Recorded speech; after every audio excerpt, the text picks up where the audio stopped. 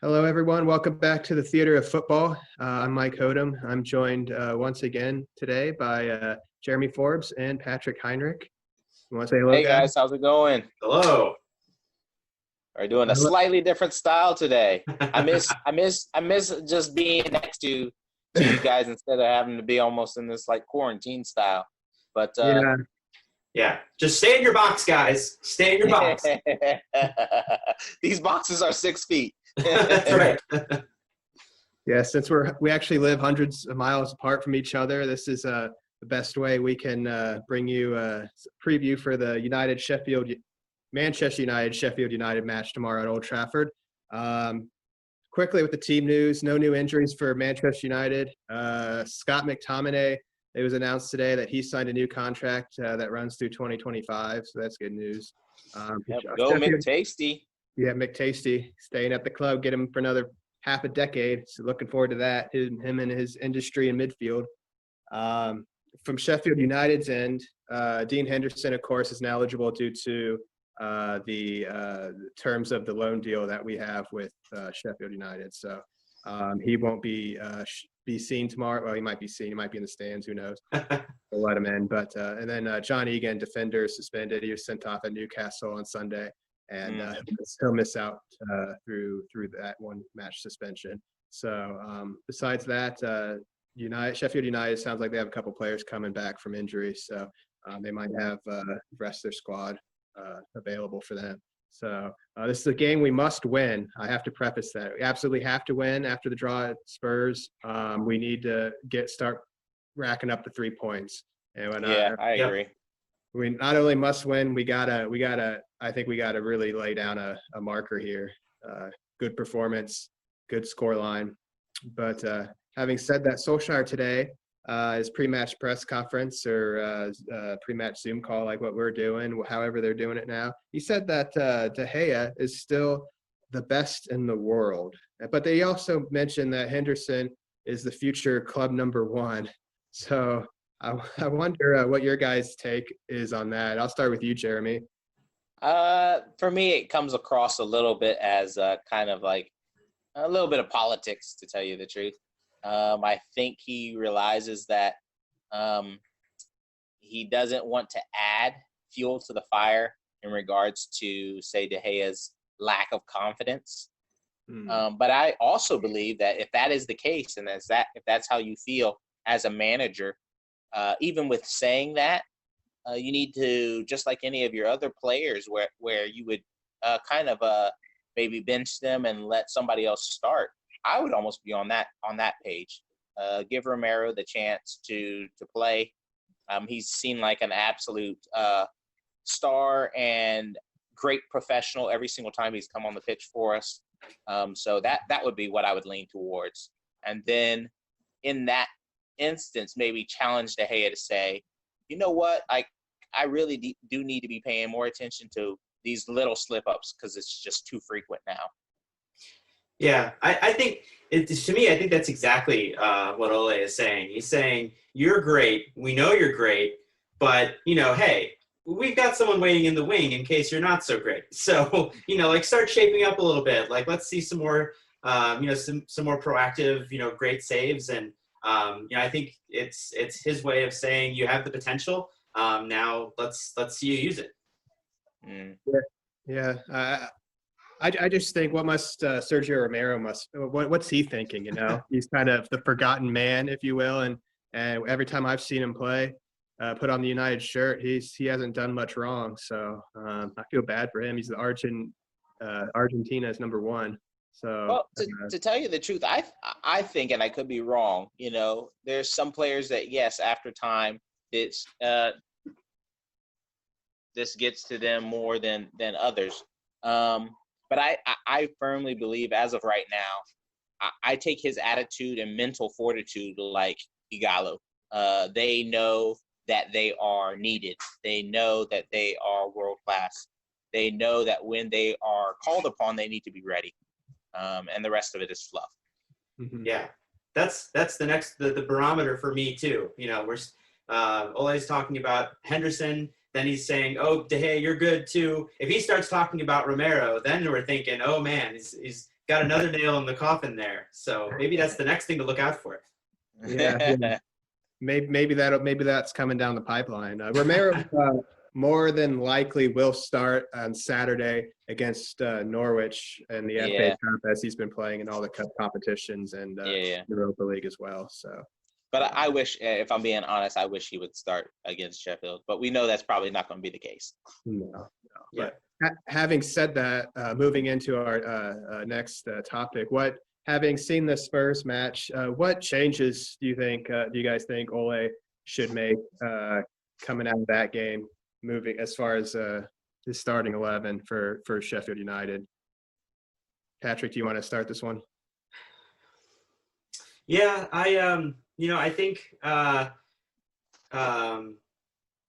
it'll be interesting to see, in my opinion, what Ole ends up doing with Lindelof, if he's actually going to play, after being taken off on the Spurs game.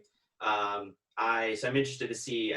I think that, basically what we've been hearing, I think he's probably going to start. So I think that will be certainly be good. And then, I would love to see Pogba back playing, from the start in the starting lineup. So that's what I definitely would be good to see in this game coming up. Yeah, actually, it's interesting you bring up Lindelof, because I kind of, regardless of his fitness, seems like he's past fit, so that's good. But I would actually kind of want to see Bailly partner Maguire over Lindelof and see how he does. I don't think it'll happen, but that's kind of what I would like to see. What are you looking for, Jeremy? I would agree with you from the defensive structure. I think Bailly will add a little bit more strength. Lindelof is good with his feet and with, usually with running and presenting that additional kind of push from the back in regards to attack. But I do think against a team like Sheffield United, who they're probably not going to play off the break. They're probably going to try to, be a little bit more boisterous and cause you problems with getting close to the defenders and muscling. So I would actually agree with you, Mike, and go with Bailly. I would actually take a great leap of faith and in an attack-minded standpoint, give Mason Greenwood a start over Dan James. Yes, Dan James. And allow him to continue that kind of great form of being on the wing, but coming in. Mm-hmm. And then you can still give Martial and Rashford the start, knowing that, you do have Igalo, if you want to, coming off the bench to switch things up a little bit. Mm-hmm. And then, of course, giving that power couple of Pogba and Fernando a chance to come in the midfield. Yeah, it's good you brought up Greenwood, because if you could only make one change from that 11 that started against Spurs, I think bringing Mason Greenwood in for Dan James would be the one sub I would make, even more so than Pogba over either Fred or McTominay, just because of how well I thought Greenwood put himself about on Friday. And how much he has progressed throughout this year. And to be fair to Dan James, he wasn't given much break this year. He struggled, especially pretty much after August. He's had some flashes here and there. I'm not writing him off or anything like that. No. I just think Greenwood. Greenwood is the guy to go with there. Mm-hmm. But I also wouldn't definitely agree with that. Yeah, I also wouldn't be surprised if he takes out Fred and McTominay and puts in Matic and Pogba. He puts those two on the bench. I don't know. That's just kind of a surprise. I'm expecting to see. I guess then it's not a surprise if I'm expecting to see it. But that was just a thought I had today, that he might go that route. Moving on. We talked about McTominay signing a new contract. And the manager who really gave him his chance and spoke great things about him was Mourinho when he was at the club. Jeremy, I remember talking to you when it was towards the end of Mourinho's reign at Old Trafford about how the game may have passed him by. Spurs won today 2-0 over West Ham, and they move. So that ends a 7-game winless streak in all competitions for Spurs. And that is the longest Mourinho has gone without a win in his entire career. Oh, wow. So because of that, I asked you guys, do you think the game has passed Mourinho by, or do you think he's got the ability to turn it around? Jeremy, you can go first this time. I think to a degree the game has actually passed him by. In a lot of ways, he has been unwilling to change his stances on many different strategies.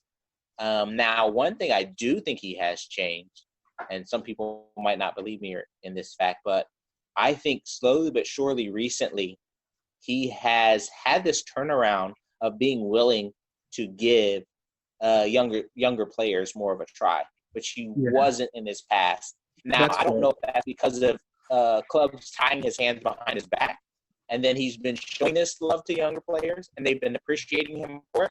Just like you could see, actually, at the end of that game, there are clips where McTominay did come up to him, and they had what looked like a kind of warm moment, an embrace.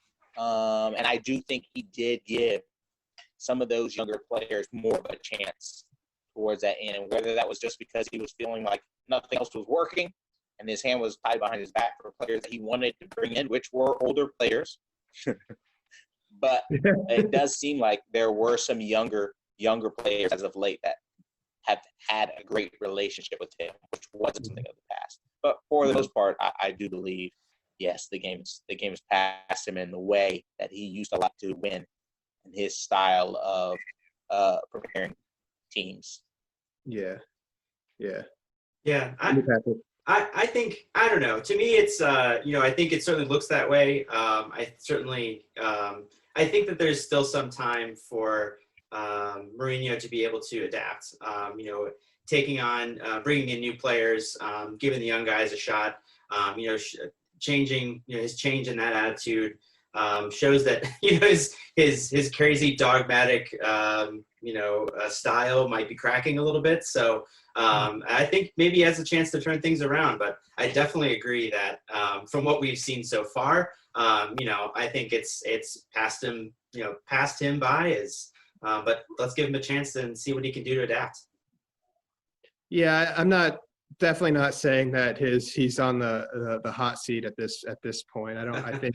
I think even if they finish 6th, 7th, maybe even 8th in the league, maybe they miss out even on Europa League. That might not be the worst thing. But right.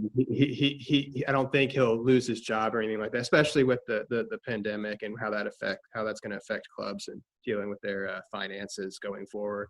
But it does.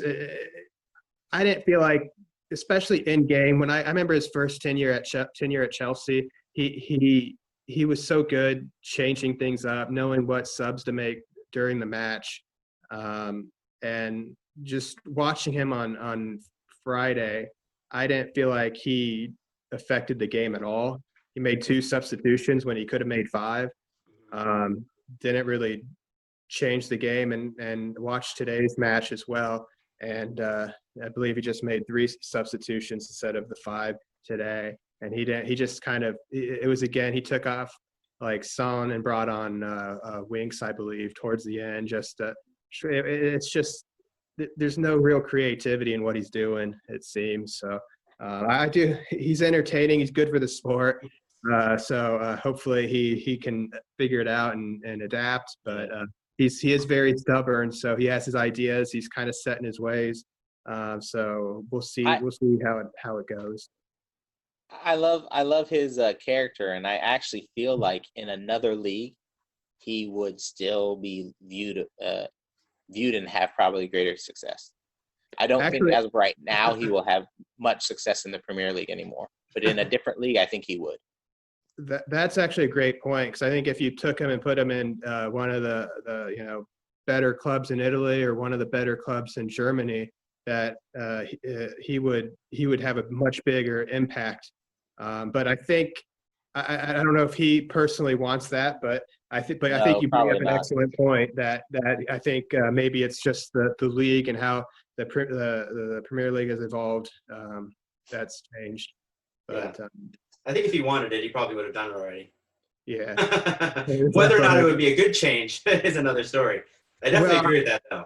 The time between he got the sack at United and he took the Spurs job was almost 12 months, I believe, close to it, not quite.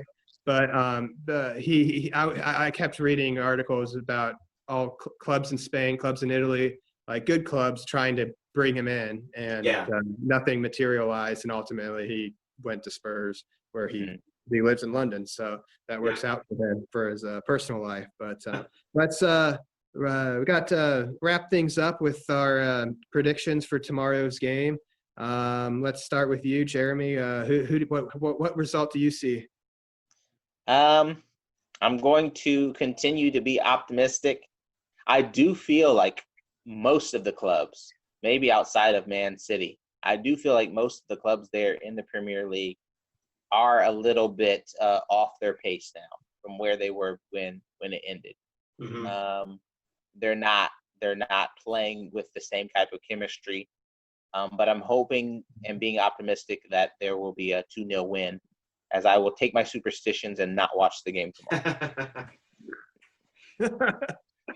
Patrick, how about you? I think I totally agree with that. I think before the lockdown and before coronavirus, the pandemic, I would have said that if we came out of this with a win instead of a draw, which is probably the most likely, I would have been really happy. Like a 1-0 win.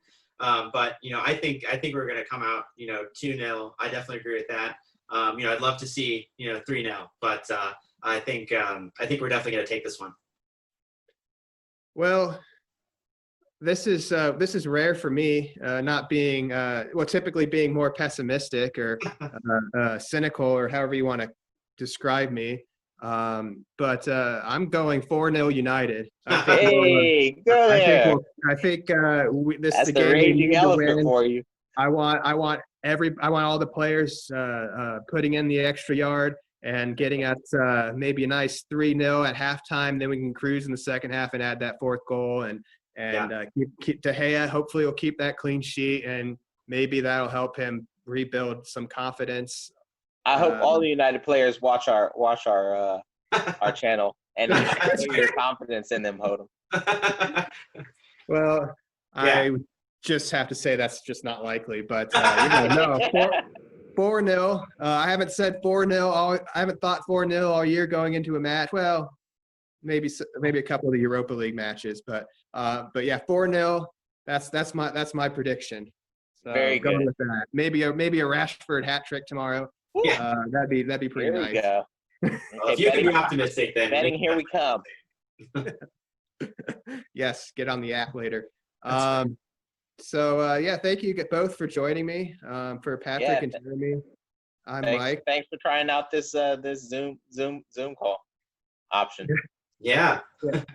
We'll iron things out a little better in the future. Patrick and I will be back for our post-match reaction. You'll see that video go up some point tomorrow, or some point after the match. So we'll be back on Zoom. It'll be another Zoom call. So we look forward to that. For Jeremy and Patrick, I'm Mike. Thank you for watching the Theater of Football, and enjoy the match tomorrow. Let's go United.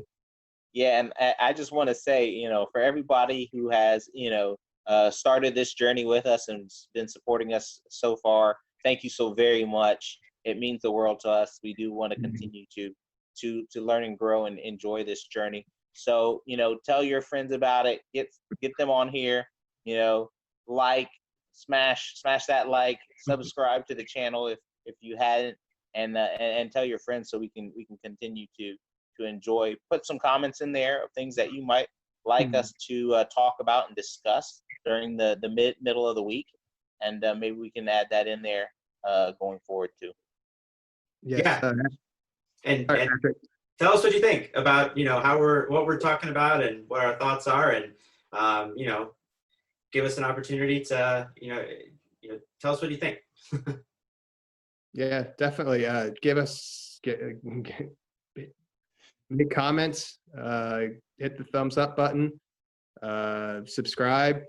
You know, appreciate all the support. And like I said, enjoy the match tomorrow. You can look forward to another video from us soon thereafter.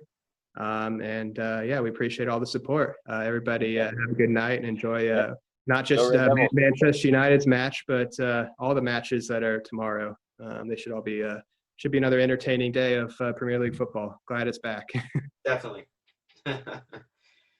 See you later, guys. Yeah, go United. Yep.